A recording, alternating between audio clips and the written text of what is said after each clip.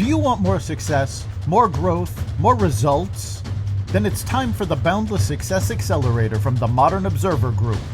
This isn't your average coaching program. It's where top performers come to dominate. Weekly group sessions, on-demand coaching, a community that's got your back, and a power-packed library of tools to supercharge your business and career. No more excuses, no more waiting. Get in, level up, and start building the life you've been dreaming about. Visit us at modernobserver.com/boundlesssuccess to join today. Let's get you to the next level. We're here because free speech is under attack. We're here because people are being convinced that socialism works. We're here because people are being judged guilty until proven innocent. We are fighting back with facts. This is not a safe zone, so buckle up, Buttercup. This is the raw, naked truth.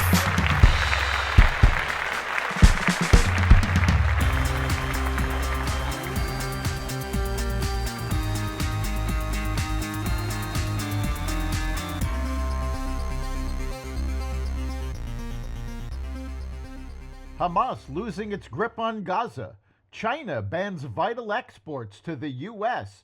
Martial law in South Korea, and more. Welcome to the Raw Naked Truth. I'm your host, Eric Lopkin, and here's the news you need to know. The federal judge overseeing Hunter Biden's gun trial terminated further court proceedings in his case on Tuesday, in the wake of President Biden's sweeping pardon that shields his son from being prosecuted for all offenses that he has committed or may have committed from January 1st, 2014 through December 1st, 2024. U.S. Judge Mary Ellen Noreika, the presiding judge in Biden's trial in Delaware, announced Tuesday the termination of all further proceedings in the case, citing the clemency grant signed by the outgoing president. Judge Noreika stopped short of dismissing the case outright, however, as requested by Hunter's legal team. A Delaware jury found Hunter guilty this summer on all three federal felony firearm charges that had been brought before the court by prosecutors. Critics also noted the pardon broke with Biden's longtime promise not to pardon his son and risks further eroding the public's view of the Justice Department. Hunter also pleaded guilty on tax evasion charges in California, which the pardon also covers.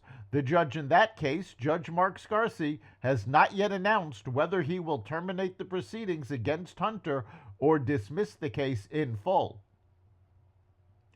Rival Palestinian factions Fatah and Hamas are approaching a post-war Gaza agreement that would end Hamas's rule and pave the way for ceasefire talks with Israel. Following weeks of negotiations in Cairo, a Palestinian official confirmed that the two factions had tentatively agreed to cede control of the Gaza Strip to a committee of politically independent technocrats who would report to the Western-backed Palestinian Authority. Whether or not Trump and Netanyahu will accept these terms remains unclear. Both have threatened Hamas with continued carnage in Gaza until they return the 60 remaining hostages. China banned exports of rare minerals to the U.S.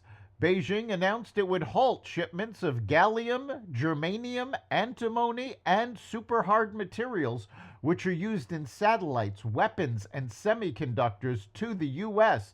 in response to the Biden administration's curbing the sales of U.S. chips to Chinese companies earlier this week. According to Bloomberg, some U.S. buyers said the ban wouldn't cause near-term disruptions since they have ample inventory and other ways to obtain the materials. The U.S. already gets its gallium, for instance, from countries other than China. The tit-for-tat supply chain maneuver is the latest in an ongoing trade war that's likely to intensify during the second Trump administration.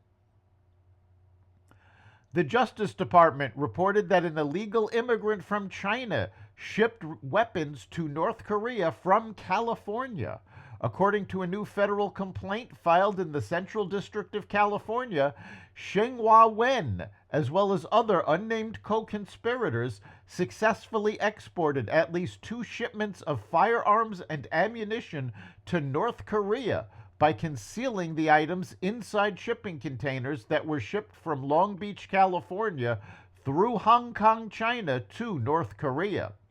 Federal agents on August 14th seized from Wen's home in Ontario, California, 2 devices that Wen admitted he procured to send to the North Korean government for its military use, court documents say.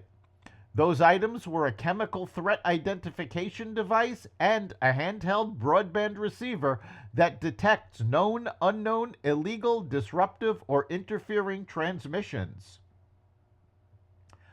Late Tuesday night, South Korea's President Yoon Suk-yeol declared martial law, only to revoke it hours later. After accusing the opposing Liberal Democratic Party of attempting to overthrow the free democracy and cozying up to North Korea, he did an about-face in the wake of public backlash. Before martial law was lifted, lawmakers in downtown Seoul scaled the walls of the National Assembly and fought off armed guards with fire extinguishers in order to vote against Yoon's measure, which they did 190-0. As one of South Korea's largest newspapers editorialized, the discussion regarding the president's impeachment has become inevitable. Nearly 100,000 Volkswagen workers walked off the job.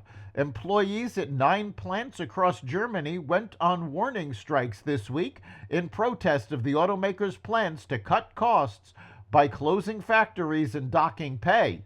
The walkouts only lasted a few hours, but could escalate if the workers' union does not reach an agreement with Volkswagen on a cost-cutting proposal. The German company says the cuts are vital as it struggles amid competition from China, a declining EV market in Europe, and increased energy costs. The 2 sides are scheduled to meet again next week. That's the Raw Naked Truth. You can catch every episode of The Raw Naked Truth at xvadio.com, the Apple Podcasts app, YouTube, Rumble, Spotify, iHeartRadio, Audible, Amazon Music, and other platforms that respect freedom of speech. We'll see you next time.